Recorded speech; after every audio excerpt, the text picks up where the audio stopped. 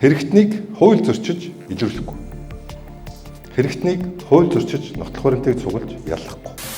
Хөнгөн гэмт хэрэгт цагдан хордгийг боловссон. Гэмт хэрэгтэнд ял зовшуулахгүй. Нотлно гэсэн. Хар тамхитай тэмцэх хуулийн шинжлэх хариулгыг засгийн газрын хуралдаанд хэлэлцүүлж улсын их хурлд өргөн барив. Гол зохион байгуулж байгаа, оруулж ирж байгаа, худалдан аймаалж байгаа хүмүүс шоронд орохгүй байна. Баригдахгүй байна. Та бүхэн ямарваа нэгэн байдлаар дарга цэрэгт биш, хууль захирагдаж, тангараг өргөж, ажлаа сайн хийвэл ахиж дэвшдэг тогтолцоог одооноос бүрдүүлэхийн төлөө хичээж ажиллаж байна.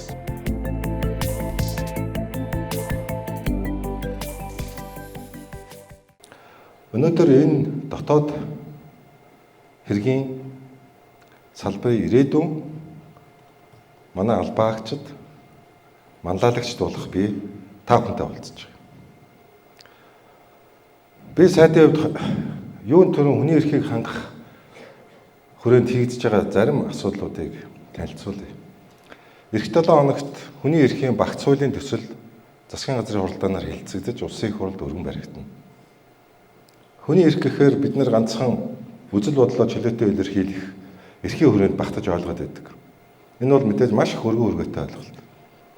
Нийтдээ энэ багц хуулийн хүрээнд 27 хууль эрх зүйн шинжилэл хийгдэж байгаа. Би энийг бүгдийг ярих боломж байхгүй. Шинжсэн найруулга хэлбэрээр буюу зохицуулалаар шинжлэх байгаа хуулийн жишээлбэл загсаал цуглаан хийх журмын тухай одоогийн хуулийг жагсаал цуглаан хийх эрх чөлөөний тухай хууль болох гэж байна.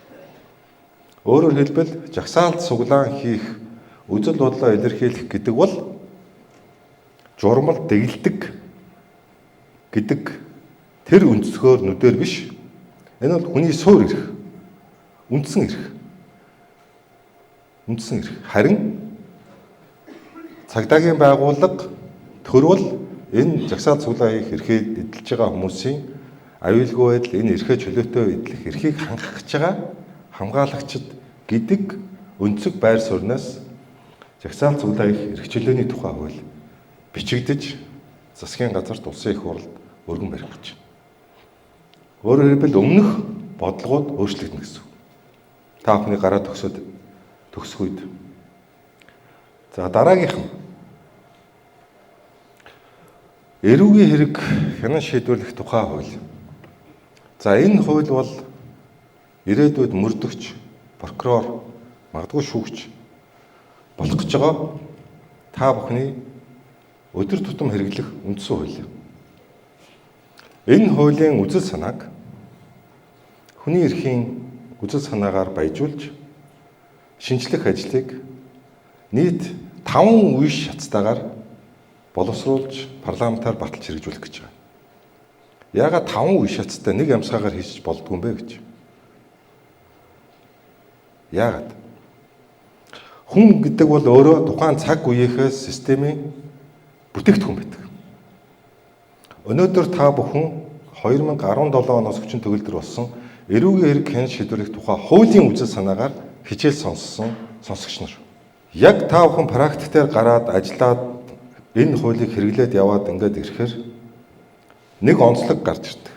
Тухайн үед сонссон багш нарынхаа заасан тэр хичээлийг туйлын үнэн, хатуу хууль, өөрчлөгдөх ёсгүй гэдэг ийм норматив сэтгэлгээр төгсөж гарна.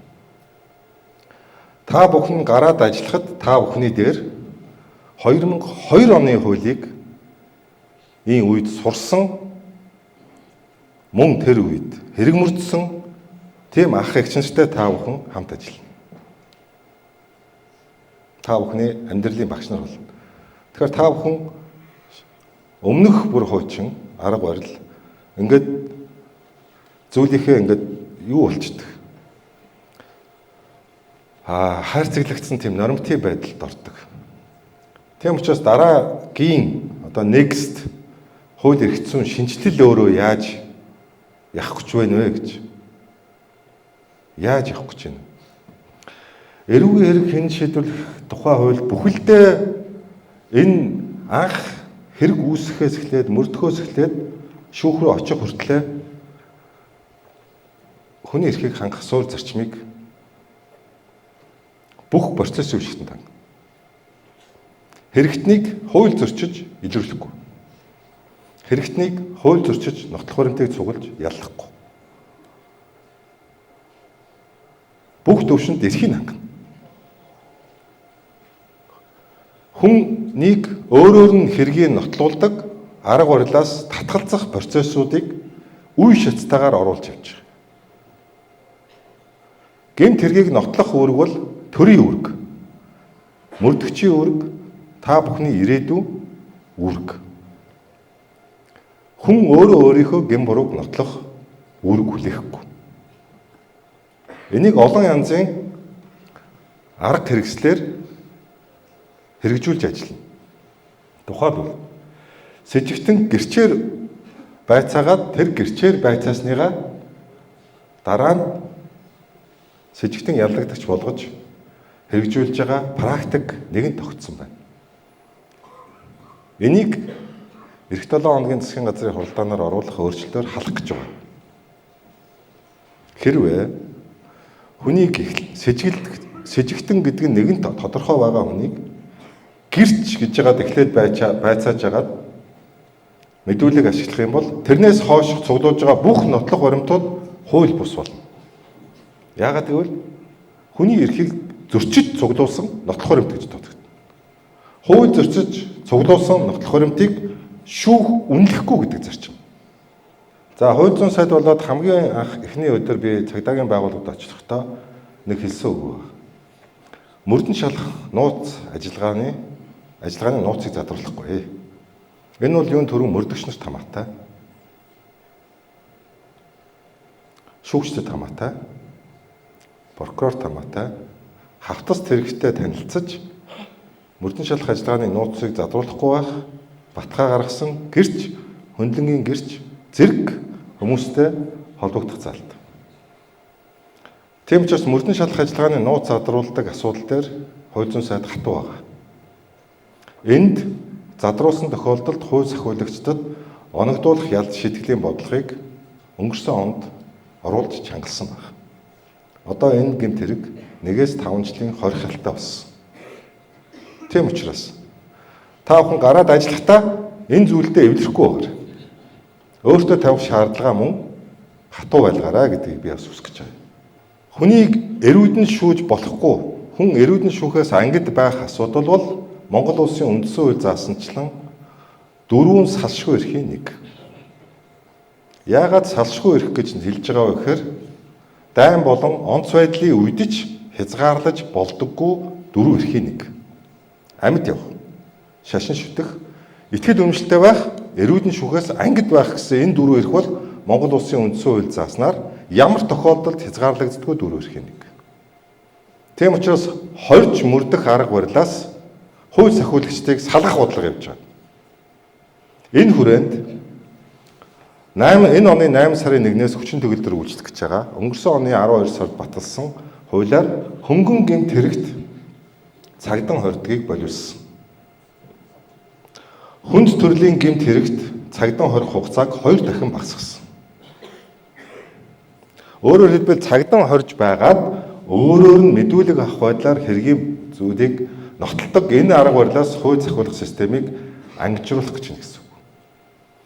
Энэ хүрээнд нөгөө талд нь юу хийж байгаа юм бэ гэж. Хэрвээ нотолж чадахгүй бол цагаатгана гэдэг зарчмыг 2022 онд миний бие улсын их хурлын гишүүнийхээ бүрэн эрхийн өрөөнд хууль санаачилж батлуулсан. Нотлох асуудал бол хүний өөрийн асуудал биш. Энэ бол төрийн үүрэг. Ирээдүйн та бүхний үүрэг, мөрдөгчийн үүрэг, прокурорын үүрэг, шүүхийн үүрэг. Нотол чадахгүй бол хүнийг цагаатгах ёстой. Энэ зарчмыг барьж ажилланаа. За дараагийнх нь. За шүүх шинжилгээний байгууллагуудыг шинэ үе шатанд гаргаж олон лабораториуд байгуулж байгаа. Энэ хүрээнд дотоод хэргийн их сургууль дээр мөн лабораториуд байгуулагдсан байна. Хангалттай боловсон хүчин бас байхгүй байгаа. Салбар сургууль болох асуудлыг бас сая Батбаатар захирал тавьсан. Оронтой хөрөнгийн асуудлыг бас сая шийдэхэр болсон. Энэ цаашдаа салбар сургууль болно. Энэ бол гэмт хэргийг өөрөөр нь биш, мэргэжлийн лабораториор орчин үеийн технологийн аргаар нотлох ажиллагааг шинэ үе шатанд гаргах гэж. Энэний үр дүнд гэмт хэрэгтнүүд ял завшуулахгүй гэдэг бодлогыг хэрэгжүүлэх гэж. Гэмт хэрэгтэнд ял завшуулахгүй, нотлно гэсэн үг. Сая энэ шинэ лабораториудыг ашиглалтанд оруулснаар сүүлийн 20 жилийн хугацаанд илрээгүй байсан маш олон хэрэгүүдийг нөхөж илрүүлж байгаа. Шүүх шинжилгээний байгууллагын удирдлагыг над танилцуулснаар гарын хурууны хээний шинэ лабораторийн ачаар нэг өдөрт 10 орчим өмнө илрээгүй байсан хэрэгүүдийг илрүүлж байгаа. Энэ бол нөгөө хорж мөрдөж байгаад биш, өөрөөр нь биш, мэргэжлийн шинжилгээ ухааны орчин үеийн дэвшил технологийн ачаар хэргийг илрүүлдэг, ял завшуулахгүй гэдэг тэр зарчмыг хэрэгжүүлэхийн тухайтад барьж байгаа бодлого гэсэн үг. Хар тамхитай тэмцэх асуудлыг шинэ үе шатанд гаргана. Ирэх 7 хоногийн дараагийн 7 хоногт хар тамхитай тэмцэх хуулийн шинжсэн хариулгыг засгийн газрын хуралдаанд хэлэлцүүлж улсын их хурлд өргөн барина. Энэ сарын сүүлээр Аз намхан далайн бүсийн 26 улсын хууль зүйн сайд, дэд сайд, удирдлагын төвчний бүрэлдэхүүнтэй олон улсын баг хурал Улаанбаатар хотод зохион байгуулагдана. Хар тамхитай тэмцэх асуудал бол нэг улсын төр байгууллага тэмцэж чаддаг ажил бас биш. Тийм учраас Аз намхан далайн бүсийн 26 улсын хүрээнд энэ асуудлыг том зургаар нь харж ажиллах гэж байна. Хоёр үндсэн чиглэл баримталж байгаа. Ердийн гэж хэлж болох зарим улс оронд хүлээн зөвшөөрөгдсөн байгаа ийм хар тамхины төрлийн ургамал эмийг хэрэглэсэн тохиолдолд бүгдийг шоромжуулаад байх уу гэдэг асуудал байна. Одоо бол манай шорон үндсэндээ 3 төрлийн хэрэгтнээр дүүрээд байна. Хүчин, улгаа, хар тамхи. Зонхилж байгаа шоронд хоригдж байгаа ялтнуудын топ 3 ялтнууд бол энэ 3 төрлийн хэрэгтнүүд. Гол зохион байгуулж байгаа, оруулж ирж байгаа, худалдан аймаалж байгаа хүмүүс шоронд орохгүй байна. Баригдахгүй байна. Энд хууль сахиулагчид өөрсдөө орооцолцож тухай мэдээлэл авагдаж байна. Хэрв өнөөгийн бүтэц зохион байгуулалт хүн хүчээр бид энэ төрлийн гэмт хэрэгтэй тэмцэнэ гэвэл бид хууль сахиулах байгууллага бүхэлд нь авилгажуулах эрсдэл бас байна. Өөрөөр хэлбэл одоо энэ Латин Америкийн улсуудын өнгөрсөн түүхийг харахад хэв журам сахиулагчаасаа эхлээд мөрдөн шал халав хүртлээр бүхэлдээ хар тамхины мафийн гарт орсон. Цаад утгаараа улс төрийн нам хүчин бүгдийг худалдаж авсан ийм дүр зураг гэж.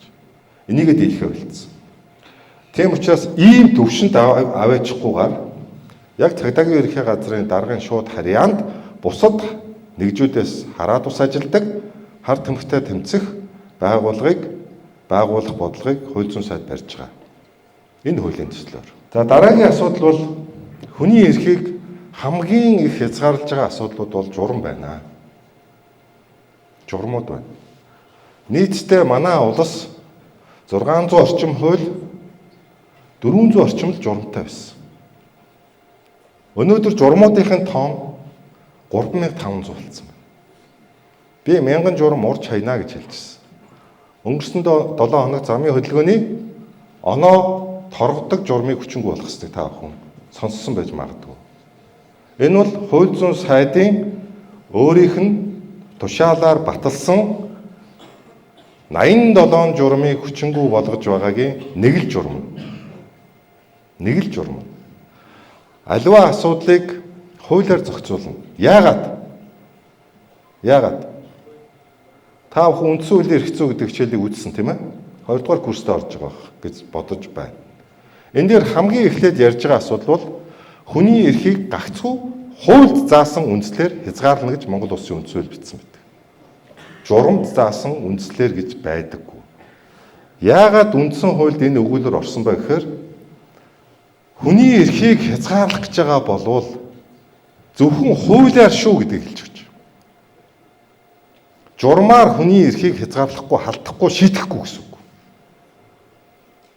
Тийм учраас үндсэн хуулийн энэ үзэл санаанд Монгол улсын бүх хууль тогтоомжийг нийцүүлэх ажил хийгдэж байна. Өнгөрсөн 7 хоногийн засгийн газрын хуралдаанаар хууль зүйн дотоод хэргийн салбарын сая хэлсэнчлэн 160 журмыг журмаар зохицуулж байсан харилцааг цэгцлээд 87-г нь хүчингүй болгоод үлдсэн 80-ыг нь хуульд нь өөрт нь бичих хуулийн өөрчлөлтийг засгийн газрын хуралдаанаар оролцоод дэмжсэн байна. Энэ бодлого бүх салбарт явагдана гэсэн. За мөн сүүлийн үед хийгдэж байгаа асуудал бол сууц өмчлөгчдийн холбооны хууль байна. 2002 оны хууль. 22 жил болсон. Сууц өмчлөгчдийн холбоо. Монголд өнөөдөр 500,000 орчим нийтийн орон сууц. Энд 2 сая хүн амьдарч байгаа. 2 сая хүн. Сөөхийнхөө мөнгөийг төлөхөө хэлчихлээ сүүлийн үед. Орчны догчлол байхгүй болсон. Хариуцлага байхгүй болсон. Энийг хууль зүйн үүднээс нь авч үзэх гэсэн. Хууль зүйн үед сөөх бол хуулийн этгээдийг ирэхгүй, хуулийн этгээд гэсэн ангилд байдаг. Энийг хуулийн этгээд болгож эрх үүрэг хариуцлагын тодорхой болгох гэж байгаа гэсэн. Ингэснээр орон сууцнд амьдарч байгаа иргэдийн өндөр үнээрээ худалдаж авсан тэр хөрөнгийг илүү урт настай, илүү баталгаатай болгох гэж байгаа гэсэн. За мөн 10 хоногийн өмнө парламентод Европын конвенцийг сойрхон батлах тухай хуулийн төслийг өргөн барьсан. Энэ ямар хуулийн төсөл өргөн барьчваа гэж. Сүүлийн үед гэмт хэргийн арга барил дарилсан. Ялангуяа мөнгө угаах, санхүүгийн, авилга албан тушаалын гэмт хэрэгүүд улс орон дамнаж хийгддэг болсон. Энэ хэргийг та бүхэн ирээдүйд илрүүлнэ. Яаж илрүүлэх вэ? Өөрөөр нь хүлээлгэх үү? Яаж нотлох вэ? Үндэстэн дамж, улс орон дамж хийгдэж байгаа авилга, мөнгө угаах төрлийн гэмт хэрэгүүдийг тухайн улстай эрх зүйн тусалцаа буюу харилцан мэдээлэл солилцож илрүүлнэ. Тэгжээж тэр ирүүлж байгаа мэдээлэл нь нотлох хуримтын шин чанартай болж ял зам явагдана. Манай улсын маш олон сүүлийн үед гарч байгаа хэрэгүүд нь Европын холбооны улсуудад үл хөл хөрөнгө байршуулсан данс нээсэн хэрэгүүд илэрч байгаа. Европын холбоонд 46 улс багтж байгаа. Манай улс 18 улстай эрх зүйн тусалцаа харилцаа үзүүлэх гэрээтэй байна. Үлдсэн 28 улстай гэрээгүй гэсэн үг. Энэ гэрээгүй 28 улсад мөнгө угаасан, хөрөнгөө байршуулсан, үл хөрөнгө авсан ийм хэрэгүүдийг бид өнөөдөр илрүүлж нотлох хуримтаар шалгах боломжгүй байна гэсэн үг. Боломжгүй байна гэсэн үг. Бидний одоо хоёр талын гэрээ байгуулж харилцан мэдээлэл солиж байгаа 18 улс нь ихэнх нь пост коммунист буюу хуучин социалист дэглэмтэй улсууд байна. Гэтэл бидний хайх гээд байгаа, илрүүлэх гээд байгаа тэр хөрөнгүүд дийлэнх нь нөгөө 28 улсад нь илүүтэй нуугдаад байна. Тийм учраас мөнгө угаах, авилгатай тэмцэх энэ сүүлийн үед гарч байгаа санхүүгийн гэмт хэрэгүүдийг илрүүлэх зорилгоор үлдсэн 28 улсад нь нэгэн зэрэг үйлчлэх буюу Европын холбооны 40 гаруй улсуудад бүгднтэй эрүүгийн хэрэг дээр мэдээлэл солилцох, илрүүлэх энэ боломжийг энэ гэрээ конвенцийн ард бид шийдэх гэж байна гэсэн. Тийм ач холбогдолтой гэсэн. Нийгмийн хэв журмыг сахиулах чиглэлд ямар асуудлууд байна вэ? Та бүхнийг оюутан болж явах үед буюу 2-3 жилийн өмнө байсан гэмт хэргийн нөхцөл байдал маш хурдтайгаар өөрчлөгдөж байна. Маш хурдтай. Ялангуяа цахимжилт хүчтэй явагдаж байгаа учраас цахим заллин огцон морцтой нэгдэж байна. Хуучин заллин буюу хүнтэй уулж байгаа тудлаа үнэн яриад заллиад байдаг ойлголтууд багасж байна. Нөгөө талд нь цахим заллин нэмэгдэж байна. 2018 онд үлдэгдэж байсан заллингийн гэмтэрэг 2022 онтой харьцуулахад 15 дахин нэмэгдсэн байна. Та бүхэн төгсөж гараад гол тэмцэх гэмтэрэг чинь энэ байна. Захин заллинтай та бүхэн яа тэмцэх вэ? Зөвхөн хууль уншаад уу? Үгүй ээ. Та бүхэн давхар IT салбарт маш сайн боловсрох ёстой болж байна гэсэн үг. Тэг мэдээлэл технологийнхоо боловсрыг давхар хөгжүүлээ гэсэн үг. Хөгжүүлэхгүй бол та бүхэн зах зээл дээр борлогдохгүй гэсэн үг. Та бүхэн манай салбарын шаардлагыг хангахгүй гэсэн үг. Ийм хэрэг илрүүлэх чадваргүй байна гэсэн үг. Тийм учраас энэ чиглэлд та бүхэн өөрсдөө хөгжүүл. Яагаад? Энэ бол олон улсын байгууллагаас цахим төрлийн гэмт хэрэг ямар болох вэ гэдгийг бүх талаар шинжилж үзээд ирээдүйн зураглалыг гаргадаг төсөл. Төлбөртэй мэдээлэл. Бид нар төлбөр төлж авдаг энэ төрлийн мэдээллийг бас. Энэ төрлийн мэдээлэлээр буцаадаа өнөөдөр 2024 он энэ хэд байна? 2038 он гэхэд захим төрлийн заллингийн гэмт хэрэг Монгол улсад 30 мянга хүрнэ гэсэн ийм тооцоол гаргацсан. Өнөөдөр манай улсад үйлдэгдэж байгаа нийт гэмт хэргийн тоо 30 мянга хүрдэггүй шүү дээ. Нийт гэмт хэрэг 30 мянга хүрдэггүй. 24, 21 орчим мянгад хэлбэлцдэг бүх гэмт хэрэг нийлээд. Тэгэхэд та бүхнийг төгсөөд ажиллах үед юу болох гэж байна? Захимд гарч байгаа гэмт хэргийн гаралт ийм өндөр болно гэсэн. Эрсдэлтэй тооцогдож байгаа. Тийм учраас одооноос та бүхэн чиг хандлага, суралцах, өөрийгөө хөгжүүлэхдээ энэ асуудлыг туйлын анхаарч хандаж ажиллах, суралцах хэрэгтэй. Согтуугаар тээврийн хэрэгсэл жолоодох гэдэг бол нийгмийг дэг журам сахиулах бодлогын ганцхан хэсэг. Сайдаас томилгосны дараа согтуугаар тээврийн хэрэгсэл жолоодвол дахин жолоодох юм бол эрүүгийн гэмт хэрэг тооцсон. Монгол улс анх удаа шүү. Үнийг хэлэхэд би бол энэ хуулийн төслийг анх санаачилж оруулж явахдаа өөртөө зөрчилдөжсэн. Ялангуяа манай хөдөө орон нутгаас сонгогдсон парламентын гишүүд үгүй хөдөө чинь нэг айраг цагаан уучаал тэгэл мотоциклтэй явж л байдаг шүү дээ. Тэгээ яах бүгдийн шоронжуулах гэдэг юм. Ийм хандлага байсан. Хоёр талтай. Монгол улсын хүн амын тал нь хотод байна, тал нь хөдөө байна. Тэгэхээр хууль бол хөдөө бол ингэж үйлчлэнэ, хотод бол ингэж үйлчлэнэ гэж хууль баталж болохгүй. Улс орондоо яар нэг л хууль үйлчлэнэ. Тийм учраас энэ жингийн туухай дээр тавьж байгаад ерөөсөө согтуу жолоочтой бол эвлэрэхгүй хатуу аяа гэдэг тэр бодлого дээр зогссон.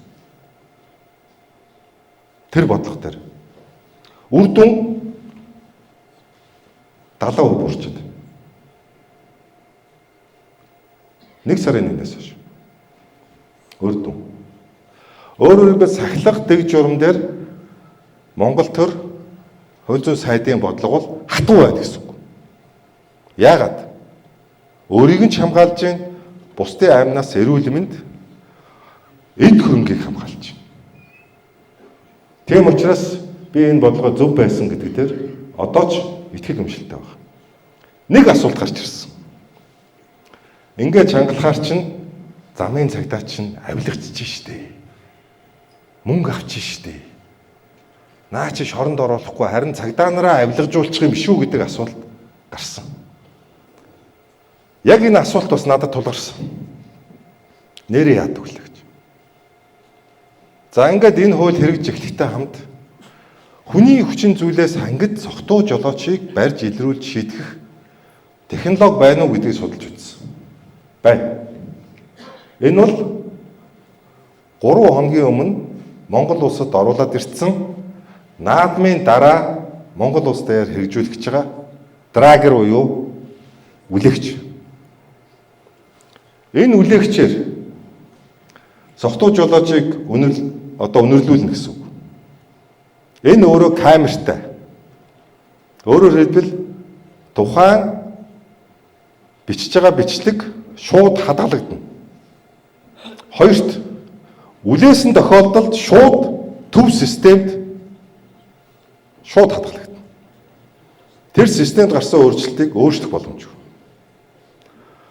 Өөрөөр хэлбэл ямар нэгэн байдлаар та цогтуугаар тээврийн хэрэгсэл жолоодож яваад цагдаад баригдаад үлээлэх юм бол та тэр цагдааг аргалах боломжгүй гэсэн үг. Шууд. Үлээлгэлээ цогтуурлын зэрэг нь төв серверт шууд гарна. Мөн бичлэгтэйгээ хамт. Тэгэхээр нотх хуримтын шин чанартай шууд хадгалагдана. Ийм болох гэж байна. Өөрөөр хэлбэл нөгөө анх санааж хилээж байсан цагдаа авилгачих юм биш байгаа гэдэг асуудлыг технологийн шийдлэр энийг залруулж байна. За салбарын хувьд нэг бодлого барьж байгаа. За энэ бол та бүхэнд хамгийн их хамаатай асуудал. Ер нь цагдаа ч гэлгүй нэлээд тийм улс төрөөс бас хамааралтай болцсон. Ялангуяа удирдлагын түвшний томилгоо.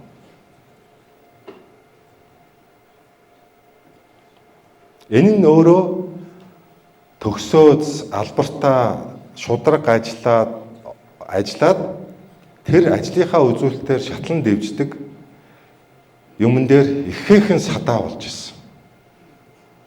Ажлын ихээсээ илүү тэр даргыг таньдаг хүн байна уу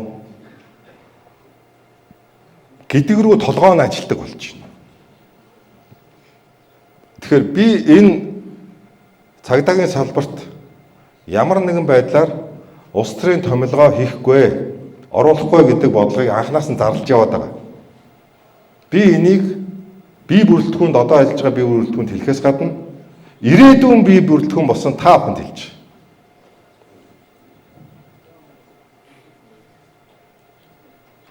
Энэ өөрөө тогтвортой мөрдөгддөг байх хэвээр. Та бүхэн ямарваа нэгэн байдлаар дарга цэрэгт биш хууль захирагдаж, тангараг өргөж, ажлаа сайн хийвэл ахиж дэвшдэг тогтолцоог одооноос бүрдүүлэхийн төлөө хичээж ажиллаж байна гэсэн. Тухайлбал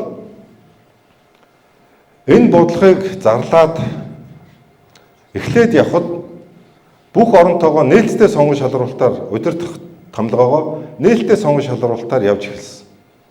Эхлээд манай бие бүрэлдэхүүн итгэлгүй байсан. Худлаа. Тэгэл нэг хилцээний дарга, нэг дүүргийн дарга, нэг нэгжийн дарга. Тэгэл дээгүүрээ шийдцэл байгаа. Энэ зүгээр энд шалгаруулалт гэдэг бол хэлбэр төдий гэдэг байдлаар хандж ирсэн. Өөрөөр хэлбэл зарлангуут олигтой орохгүйсэн. 5-6 сарын дараа нөхцөл байдал их өөрчлөгдөж байгаа. Тухайлбал удирдах халамжлалтын сонгон шалруулалтыг 7 удаа зохион байгуулсан. Энд 96 албаагч оролцсон. Эрүүл өрсөлдөөн бий болж эхэлж байгаа. 37 орон тоонд нь албан агчдыг томилсон. Удирдах албан тушаалын оронтоо гараад дотроод нээлттэй зарлахад дунджаар нэг орон тоон дээр 15-аас 17 албаагч одоо өрсөлдөж байгаа. Энэ юу болсон бэ? Итгэл бий болсон байна гэсэн. Би яг өөрөө өрсөлдөөд энэ шаардлагыг хангаад тэнцээд явах юм бол би томилогдох боломжтой юм байна гэдэг итгэл бие бүрэлдэхүүн дотор бий болж байгаа. Би нэг эерэг зүйл гэж үзэж байгаа. Тийм учраас ямарваа нэгэн удирдлагын ийм улс төрийн шинжтэй томилгоог цагдаагийн бие бүрэлдэхүүнд би оруулахгүй хууль зүйн сайдын хувьд хан харин болж байгаа гэсэн үг. Надад хэн нэгэн хүнийг дараагаар хэлэх, томилох ийм асуудал гарахад цааш нь би жишээ цагдаагийн даргад хэлэхгүй байна гэсэн үг байхгүй юу?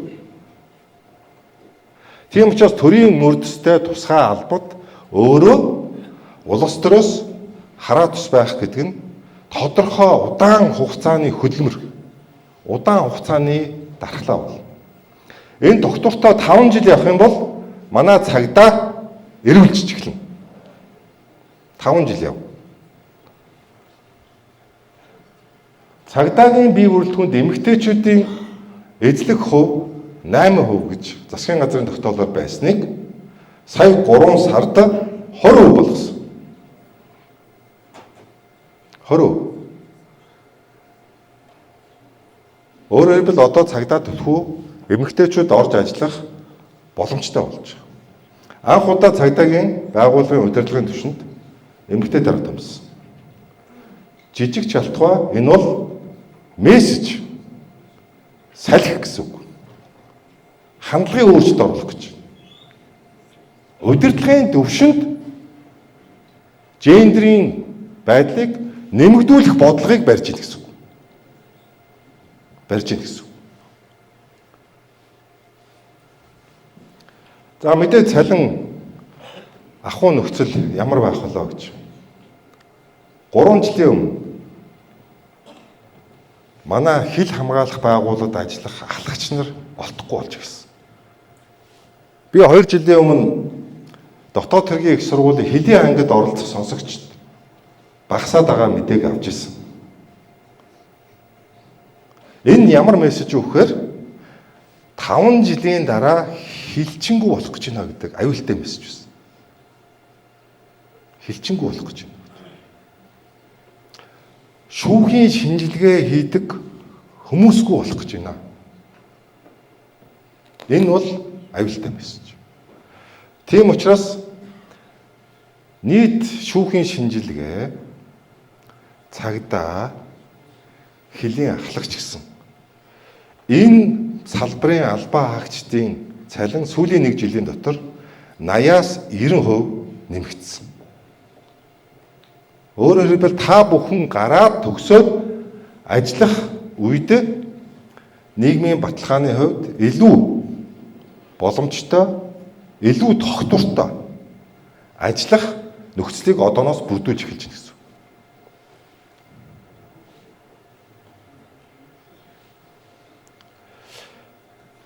Мэдээж тасралтгүй сургалцаж хөгжих бодлого бол чухал. Сургууль төгсгөрөө би сураад мэдсэн одоо болоо гэдэг ойлголт бол байхгүй.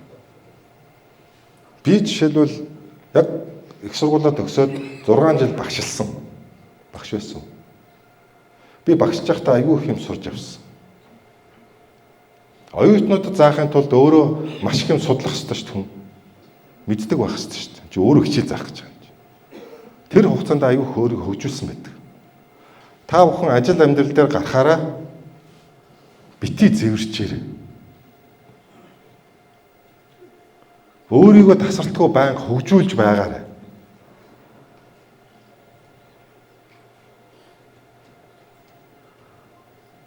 Би мэдчлээ, сурчлаа, болчлоо гэдэг ойлголт бол бодгол юм бол та дууслаа л гэсэн үг шүү.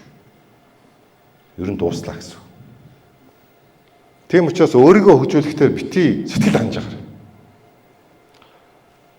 Оросын холбооны улсад манай жилдээ нэг 150 орчим хүмүүс сургаж байгаа. Оросын дотоод явдлын яамны захиалга. Энэ харилцаа тогтмол бэхжиж хөгжинэ. Салбарын мэрэгчлэнүүд манай ганцхан Оросын холбооны улс биш 10 гаруй улсуудад цаашдаа дотоод хэргийн салбарт ажиллаж байгаа хүмүүсээ сургаж хөгжүүлэх бодлого барьж байгаа. Би жишээлбэл хууль зүйн үндэсний хүрээлэнд очиод сая очихдаа амлалт өгсөн. Би хууль зүйн үндэсний хүрээлэнгийн залуу судлаачдаас жил тутам нэг хүнийг Ром хотод хувийн эрх зүйн хүрээлэнд бүх зардлын даад сургана гэдээ амлалт өгсөн байна. 10 жилийн хугацаанд бид нэр дэлхийн хувийн эрх зүйн хүрээлэнд бүтэн жил нарийн мэргэссэн 10 судлаачтай болох гэсэн. Үүнтэй адилхан дотоод хэргийн салбарын албан хаагчдыг хэлний хувьд шаардлага хангаж байгаа. Өсөх тэмүүлэлтэй ажилдаа сайн байгаа энэ залуучуудыг үргэлж дэмжиж цааш нь хөгжүүлэх бодлого барьж ажиллаж байгаа. Тэм учраас асуудлыг дээрээс биш та хүн өөрсдөө хамгийн сайн тэмцээрэй. Өөрийгөө ялсан хүн хэн ч дийлдэггүй шүү. Өөрийгөө ялаагүй хүн бурууг дандаа бусдаас хайж явдаг юм шүү. Тэм учраас хамгийн өндөр шаардлагыг өөрсдөө тавьж явж ирээрэй гэдэг.